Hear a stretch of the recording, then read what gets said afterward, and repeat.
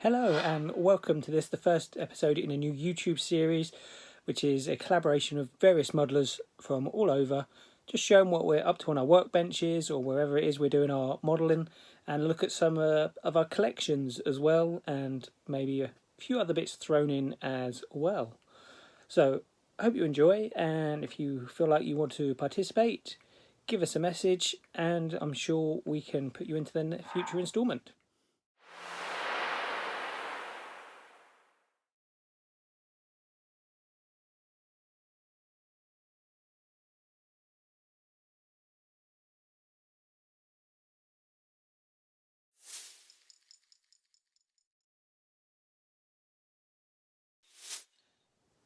I'm going to be starting a new project.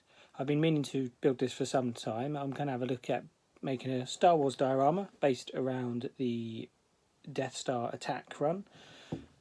Revell do the ships I require for it, and they're all of the similar scale to each other and come in these little bags. So obviously we've got the X-Wings,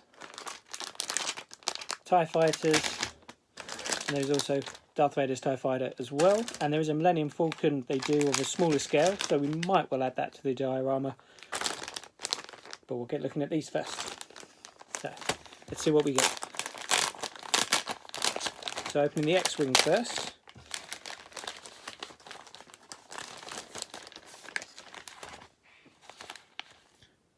So the model components come in this little bag, and they're all on a couple of sprues, which we'll open up in a bit. We've got some stickers or decals, and turn it around the other way.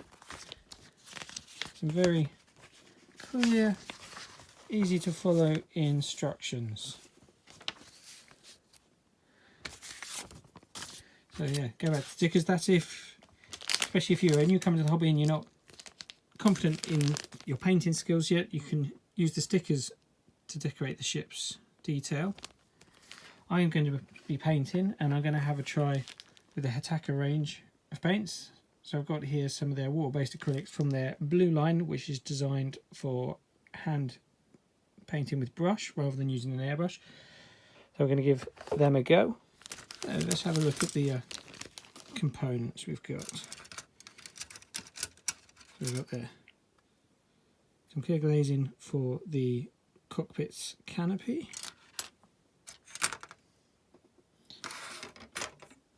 So there's our wings. Some of the other detailing bits. Cockpit. And then on this one we've got the main body of the X-Wing fighter, pilot, and then we got it's like an R2 unit. So that was a look at the X-Wing kit. So now let's have a look at the TIE Fighter next. Almost the same scale, 1 equals 110, whereas the X-Wing is 1 equals 112.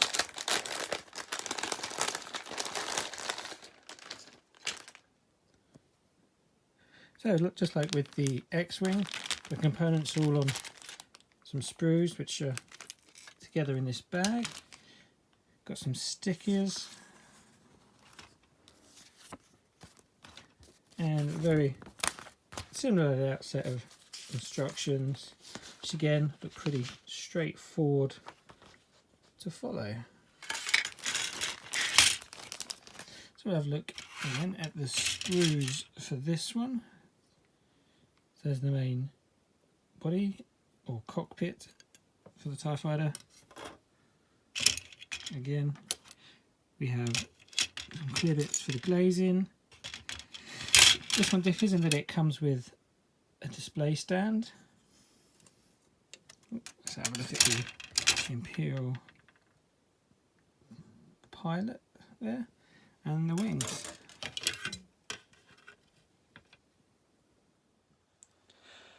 So that was a little look at just a couple of the kits I'm going to use in the diorama. I'm now going to have a look at the instructions in more depth and also start thinking about what colour I'm going to undercoat the kits in as well. And then I'll get back to you for a future instalment.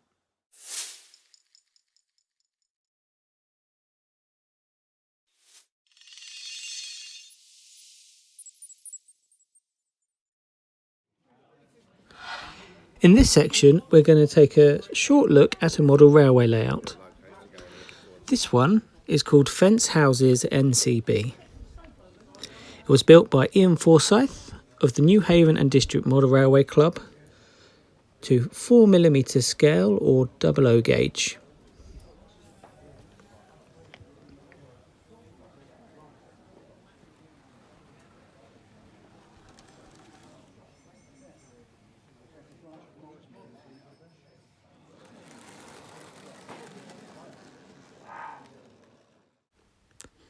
Fence Houses is a busy shed of the National Coal Board, NCB, in the coalfield area of the industrial northeast to the southwest of Sunderland.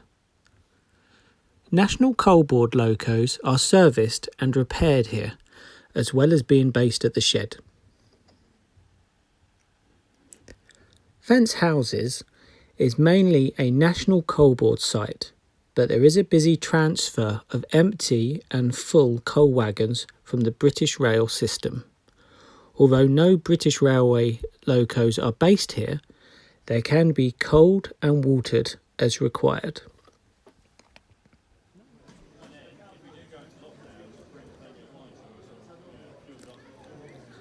Many of the materials needed to run a coal mine and its industries are also supplied by rail.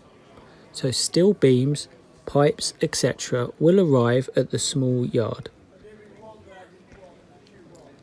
National Coal Board traffic can run on all lines. The line at the back of the layout is a shared user line with British Railways, and this is the only line British Railways locos are allowed to use.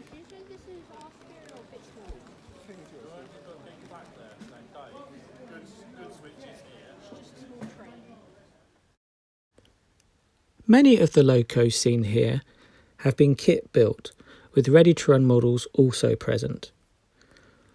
All models used and the stock have been weathered and detailed, and the layout also incorporates working signals from the Dapol range.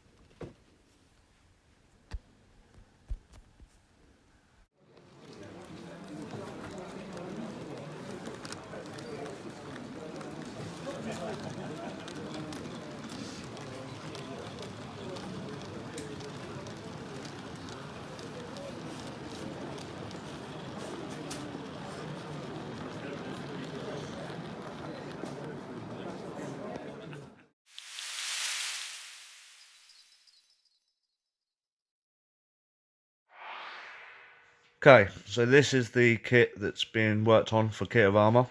It's a Revell 124 scale Shelby Mustang GT 350H. This is the box. So far, progress has been quite good. We will move over to the workbench.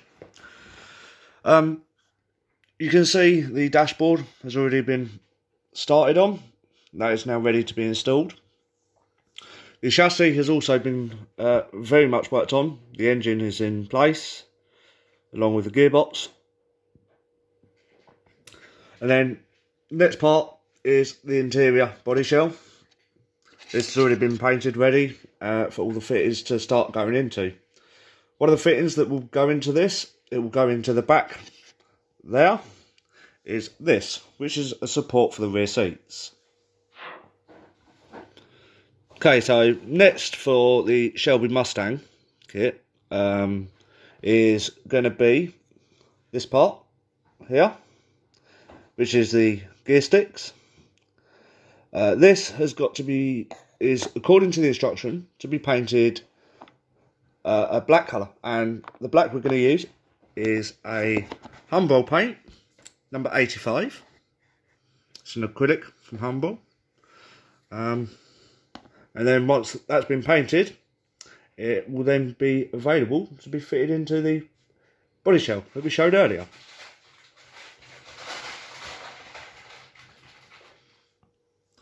Okay, so on progress with our kit, this is the painted gear lever, which will require some touch-ups, but we'll come to that later.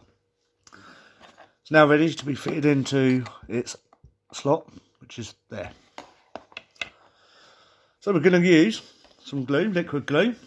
This is the liquid glue we're using Veil Contactor liquid, available from all good hobby shops. We actually use Harrison Brown models for this, so shout out to them. Okay, so let's get gluing.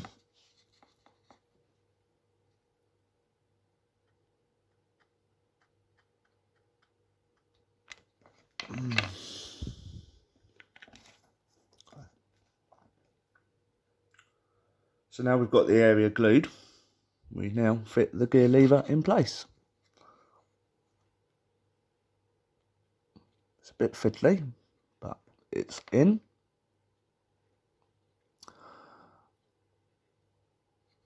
Just have a good look round, and there we see.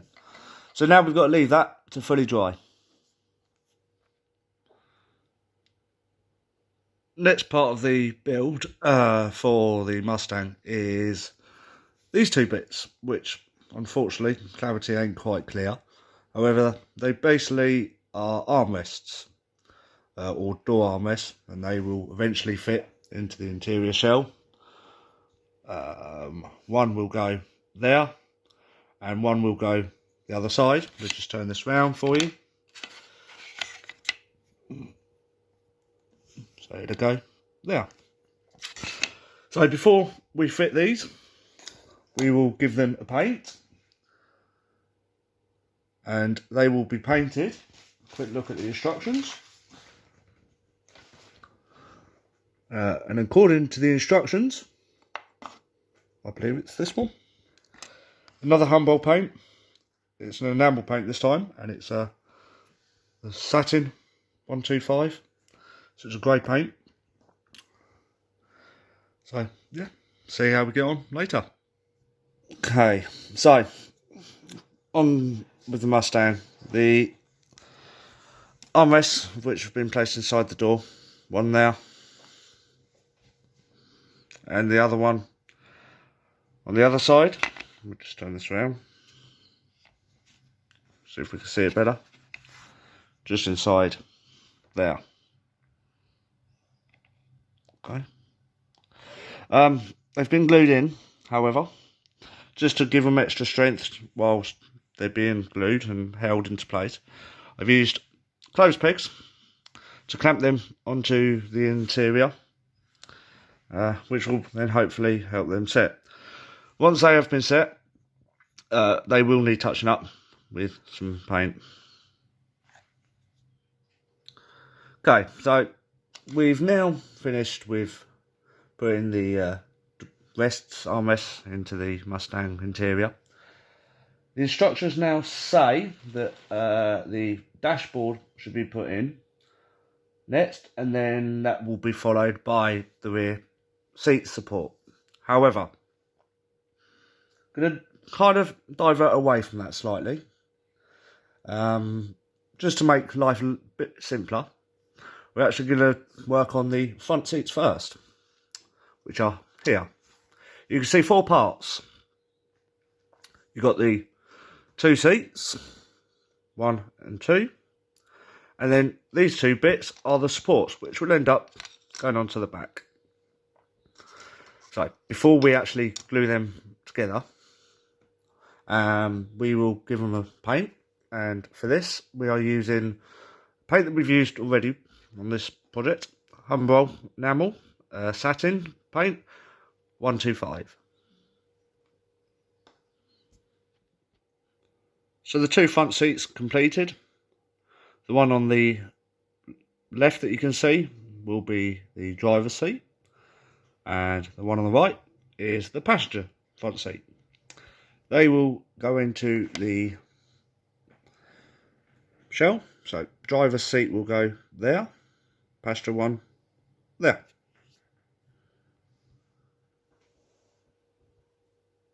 Okay, so the parts for the front wheels have all been painted up, and now we start gluing them together to make them as individual units.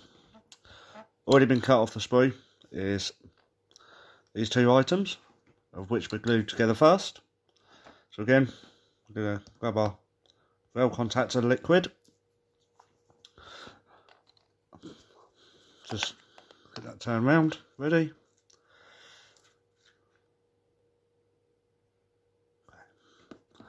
And put some glue in.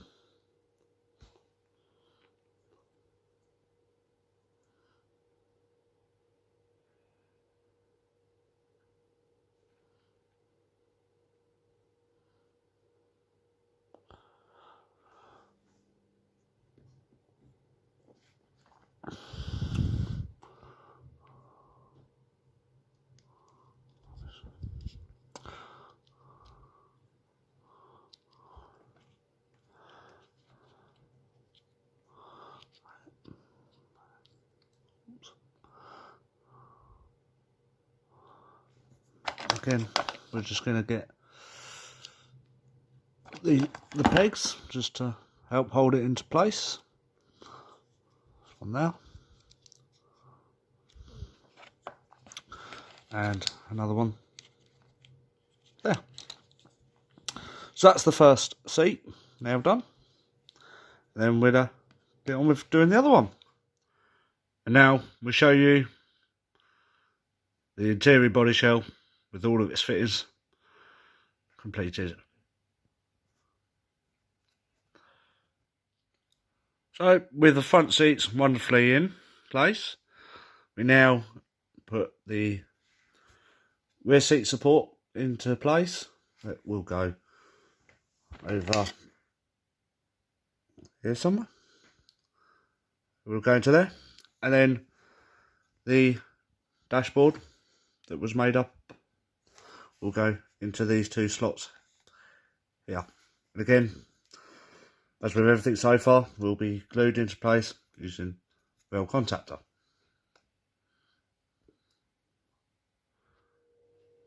Okay, next for the Mustang is to make up the wheels.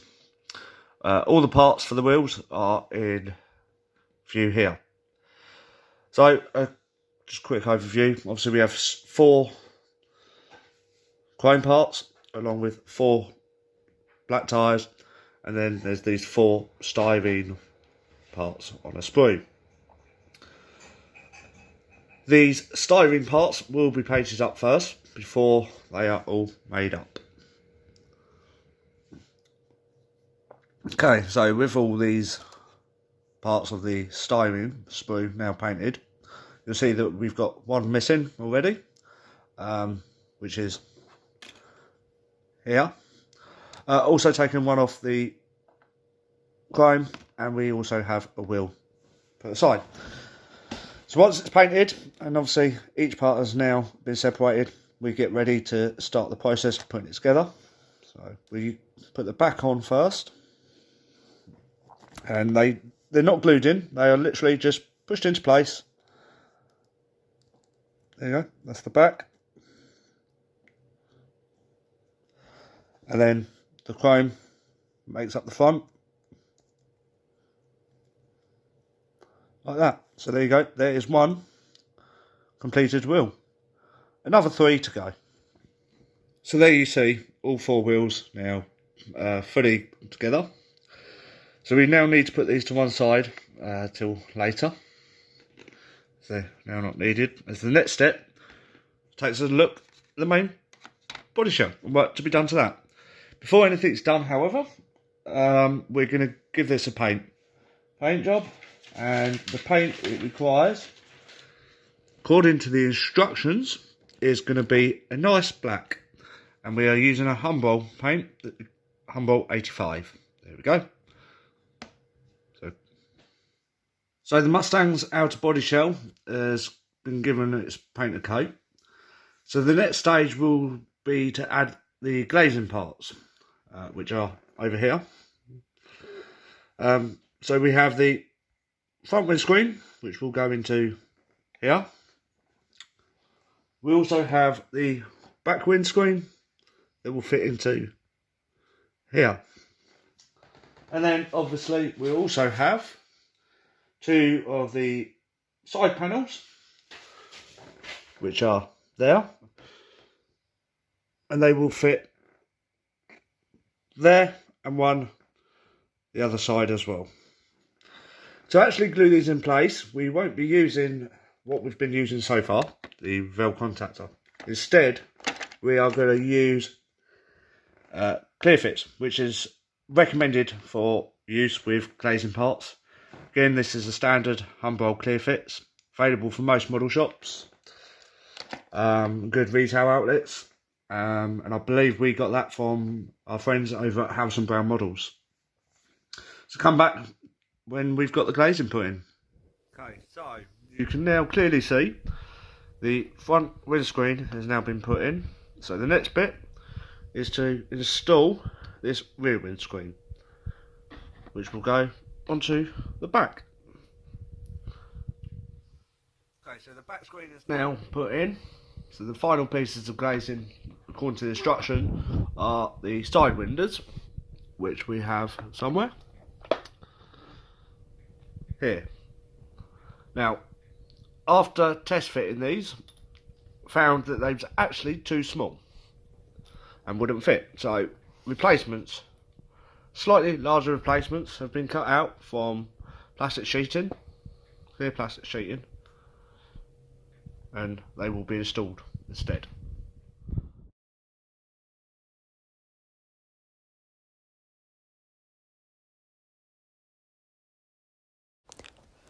Simply Southern's recent O-Gauge release is a 7-plank, 2-door open wagon carrying the livery of the Lamb Brewery Limited of Frome in Somerset, England, which entered service in the late 1890s. The chocolate colour with white lettering with black shading, along with the smaller detail wordings, have been well applied. The models come with sprung buffers and 3-link chain and hook couplings, and are available either as pristine or weathered versions.